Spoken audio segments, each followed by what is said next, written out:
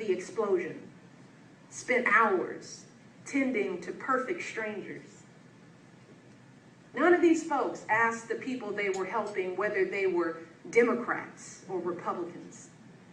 They didn't ask whether they were Christians or Muslims or Jews. They didn't care whether they were gay or straight.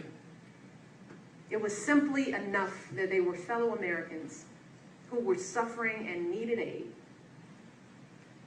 And shouldn't that be enough for all of us? And that's the question I was asking myself during a recent visit to my hometown of Chicago, when I had the privilege of spending an afternoon with a wonderful group of students at a school called Harper High. Now, Harper is located in one of the toughest neighborhoods in the city, a community that has been torn apart by poverty and hopelessness, by gangs and drugs and guns. And I shared this story with our congressional spouses, Susan, just last week. That afternoon, I sat down with about 25 students. Now, these kids were the best and brightest at that school, the valedictorian, the football star, kids in ROTC. But every day, these kids were facing impossible odds. Jobless parents addicted to drugs, friends and loved ones shot dead before their very eyes.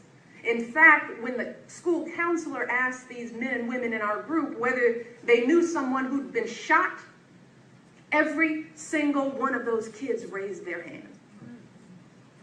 She then asked a simple question. She said, "What do you think when the weather forecast says 85 and sunny?" Now, you'd assume that nice weather like that would be a good thing, but not for these kids. They replied that a weather report like that put fear in their hearts, because in their neighborhood, when the weather's nice, that's when the gangs come out and the shootings start. So instead of reveling in the joys of their youth, things like college applications, getting ready for prom, getting that first driver's license, these young people were consumed with staying alive. And there are so many kids in this country just like them. Kids with so much promise, but with so few opportunities. Good kids who are doing everything they can to break the cycle and beat the odds. They are the reason we're here today. And today, we need to be better for them.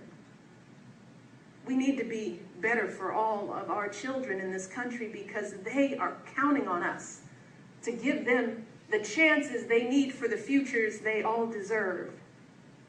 So here's the thing, we just can't wait for the next presidential election to get fired up and ready to go. We can't wait. Right now, today, in this election, we have an obligation to stand up for them. So we must recapture that same passion, the same energy and urgency that we felt back in 2008 and 2012. We must keep working together to build a country worthy of all of our children's promise. That's what we must do today. So let's begin by ensuring that every child has access to quality pre-kindergarten, excellent schools, affordable college, because we want all of our kids to fulfill their boundless potential.